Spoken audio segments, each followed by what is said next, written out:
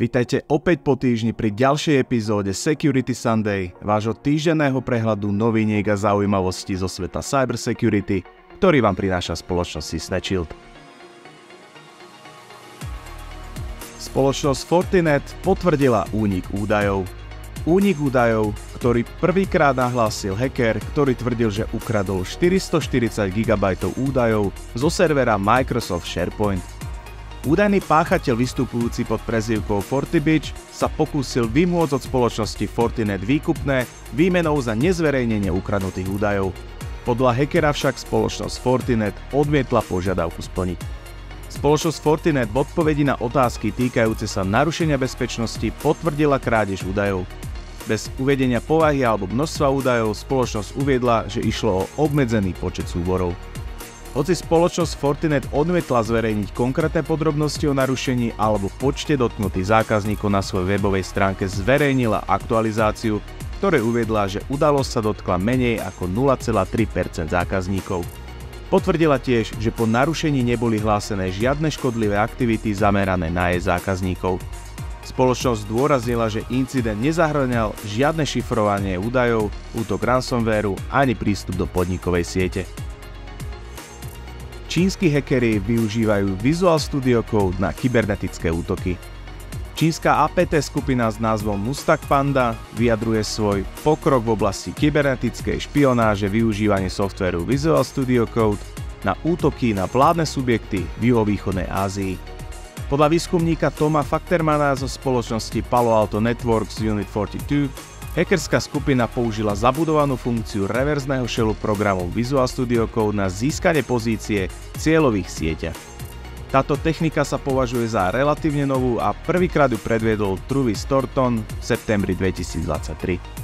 Časť kampane spadá do pokračovania predchádzajúceho útoku zameraného na nemenovaný vládny subjekt v juhovýchodnej Ázii v septembri 2023. Spoločnosť Mustang Panda, známa aj ako Basin, Bronze President, Camaro Dragon, Earth Preta, Honeymite, Red Delta a Red Leech pôsobí od roku 2012 a bežne vykonáva kyberšpionážne kampane zamerané na vládne subjekty v Európe a Ázii.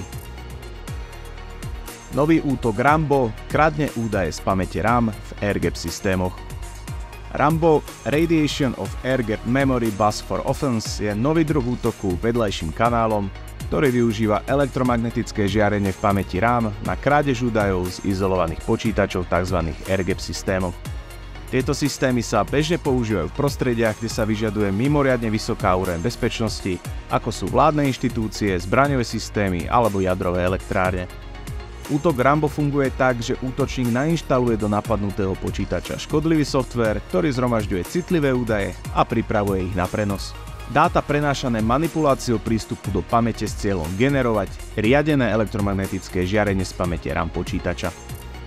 Toto žiarenie je výsledkom rýchleho prepínania elektrických signálov v pamäti, ktoré bezpečnostné produkty aktívne nemonitorujú.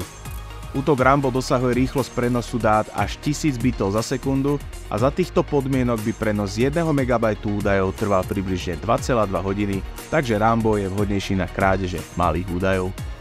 Odporúčania na riešenie útoku zahŕňajú posilnenie fyzickej ochrany, externé rušenie elektromagnetického žiarenia a používanie Faradayových klietok na blokovanie žiarenia z izolovaných systémov. Spoločnosť Adobe opravuje Acrobat Reader Zero Day.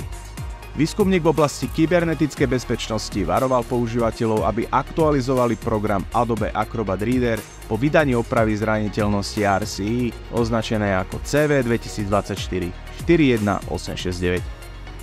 Táto kritická chyba sa týka situácie, keď sa program pokúša získať prístup k údajom v pamäťovom mieste, ktoré už bolo uvoľnené. Ak by útočník dokázal do tohto pamäťového miesta vložiť škodlivý kód, mohlo by dôjsť k vzdialenému spusteniu kódu. Zraniteľnosť bola objavená v júni 2024 prostredníctvom platformy Expmon, ktorú vytvoril Hei-Fei Li na detekciu zraniteľností. Spoločnosť Adobe vydala novú aktualizáciu zabezpečenia, ktorá túto zraniteľnosť opravuje. Li zverejní podrobnosti o spôsobe zistenia zraniteľnosti na blogu Expom a ďalšie technické informácie v pripravenej správe Checkpoint Research. A tým sa končí shrnutie za 37. týždeň. Ak sa vám epizóda páčila, budeme veľmi radi za like a odber A ak chcete o novej epizóde vždy vedieť ako prvý, nezabudnite kliknúť aj na zvonček. Tieto, ako aj všetky ďalšie novinky a zaujímavosti nájdete vždy na našom blogu a sociálnych sieťach sysnechil.com. Ďakujeme za pozornosť a vidíme sa opäť o týždeň pri ďalšej epizóde Security Sunday.